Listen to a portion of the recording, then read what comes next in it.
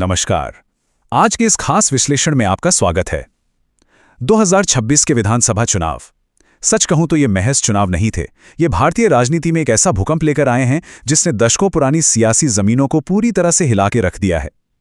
जरा सोचिए, एक तरफ तमिलनाडु में शक्तिशाली द्रविड़ पार्टियों का बरसों पुराना एकाधिकार ताश के पत्तों की तरह बिखर गया, तो दूसरी तरफ पश्चिम बंगाल में एक ऐसा ऐतिहासिक सत्ता परिवर्तन हुआ है जिसकी शायद ही किसी ने कल्पना की थी।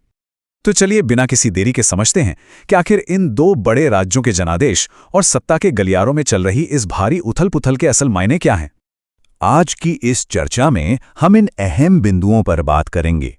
2026 का राजनीतिक भूकंप, तमिलनाडु में विजय का उदय, वहां पैदा हुआ संवैधानिक गतिरोध, पश्चिम बंगाल में भाजपा की ऐतिहासिक जीत और अंत में हम देखेंगे कि भविष्य के लिए इसके क्या संकेत हैं। तो सबसे पहले बात करते हैं तमिलनाडु की, जहां विजय के रूप में एक नए युग की शुरुआत हुई है। हम सब जानते हैं कि तमिलनाडु की राजनीति में हमेशा से द्रविड़ पार्टियों का ही दबदबा रहा है, लेकिन 2026 के चुनावी गणित ने सारे पुराने समीकरण बिल्कुल ध्वस्त कर दिए हैं। नतीजे देखिए, टीवी के 108 सीटों के साथ सबसे बड़ी पार्टी बनकर उभरी है और दशकों तक राज करने वाली बड़ी पार्टियां डीएमके सिर्फ 59 और एआईएडीएमके महज 47 सीटों पर सिमट गई हैं। ये आंकड़े साफ बताते हैं कि एक पूरी की पूरी पीढ़ी का पुरानी लीडरशिप से मोहभंग हो चुका है और उन्हें एक नए चेहरे पर गहरा भरोसा है।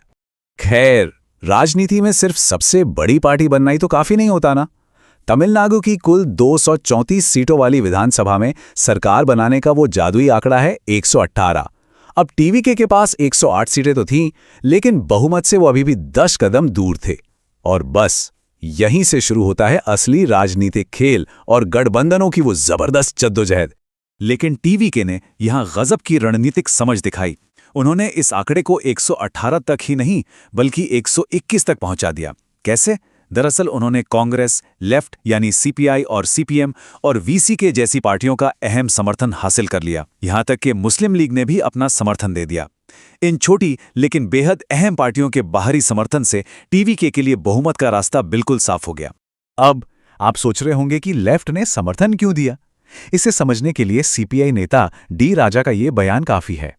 उनका स्पष्ट मानना था कि एक स्थिर सरकार के लिए स्थापित परंपराओं के अनुसार राज्यपाल को सबसे बड़ी पार्टी को ही सरकार बनाने का न्योता देना चाहिए। दिलचस्प बात यह है कि शुरुआत में डीएमके के साथ होने के बावजूद लेफ्ट ने जनता के इस जनादेश का सम्मान किया और बिना किसी शर्त के अपना बाहरी समर्थन टीवीएनके को देने का फैसला किया। अगर हम पिछले 72 घंटों की बात करें तो राजनीतिक हलचल सच में बहुत तेज रही है। 6 और 7 मई को विजय ने राज्यपाल से मुलाकात की।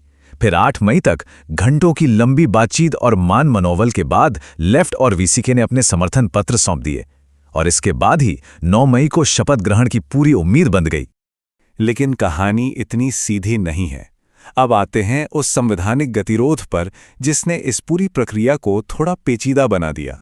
अब देखिए, 121 विधायकों का समर्थन होने के बावजूद राजभवन से तुरंत शपथ ग्रहण का कोई न्योता नहीं आया।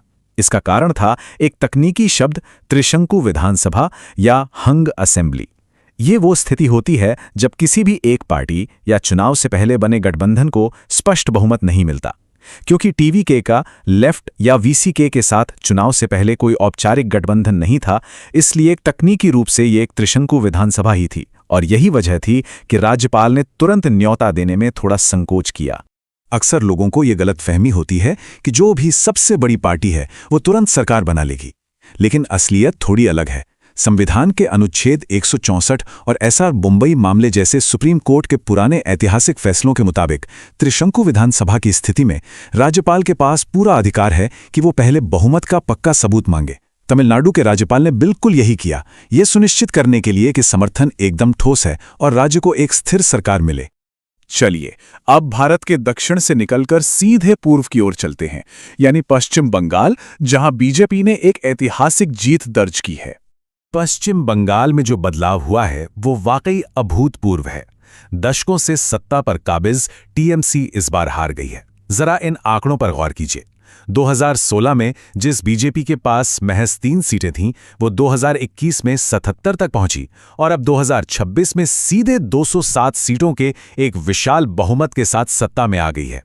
294 सीटों वाली विधानसभा में 200 से ज्यादा सीटें जीतना, यह अपने आप में एक बेहद मजबूत और ऐतिहासिक जनादेश है। और इस ऐतिहासिक जीत के नायक बनकर उभरे हैं शुभेंदु अधिकारी, जिन्हें पश्चिम बंगाल का पहला बीजेपी मुख्यमंत्री घोषित किया गया है। उनका राजनीतिक कद आप इसी बात से समझ सकते हैं कि उन्होंने मौजूदा मुख्यमंत्री को एक नहीं बल्कि 2 अलग-अलग चुनावों में हराया है, पहले नंदीग्राम में और इस बार भवानीपुर में। यही वजह है कि पार्टी के विधायक दल ने पूरी सर्वसम्मति से नेतृत्व उनके हाथों में सौंपा है। इस विशाल जनादेश के पीछे आखिर कारण क्या रहे? चुनाव आयोग के आंकड़े बताते हैं कि इस बार रिकॉर्ड 93% मतदान हुआ, जो कि ऐतिहासिक है। इसके अलावा 23 में से 9 जिलों में पूरी तरह से क्लीन स्वीप देखने को मिला। उत्तर बंगाल से मिला भारी समर्थन और सबसे अहम बात, महिला वोटरों का एक साथ आकर वोट करना इस प्रचंड जीत के सबसे बड़े स्तंभ साबित हुए हैं। जीतने वाली पार्टी इस जनादेश को किस नजरिए से देख रही है, इसे हम केंद्रीय गृह मंत्री अमित शाह के इस बयान से समझ सकते हैं। उन्होंने कहा कि ये जीत सिर्फ वैचारिक विस्तार नहीं है, बल्कि ये राष्ट्रीय सुरक्षा में सबसे बड़ी खाई को भरती है। ये बयान काफी अहम है क्योंकि ये इस चुनाव को महज राज्य की राजनीति तक सीमित नहीं रखता, बल्कि इसे सीधे सीमा सुरक्षा जैसे बड़े राष्ट्रीय मुद्दों के साथ जोड़कर पेश करता है। तो अब पश्चिम बंगाल में नई सरकार का संभावित ढांचा कैसा हो सकता है? ऐसा माना जा रहा है कि मुख्यमंत्री शुभेंदु अधिकारी के साथ 2 उप मुख्यमंत्री होंगे। एक अग्निमित्रा पॉल, जो बड़ी संख्या में महिला वोटरों का प्रतिनिधित्व करती हैं, और दूसरे शंकर घोष, जो रणनीतिक रूप से बेहद अहम उत्तर बंगाल क्षेत्र से आते हैं। साफ है कि ये ढांचा पूरे राज्य में क्षेत्रीय और जनसांख्यिकीय संतुलन बनाए रखने की एक सोची समझी कोशिश है।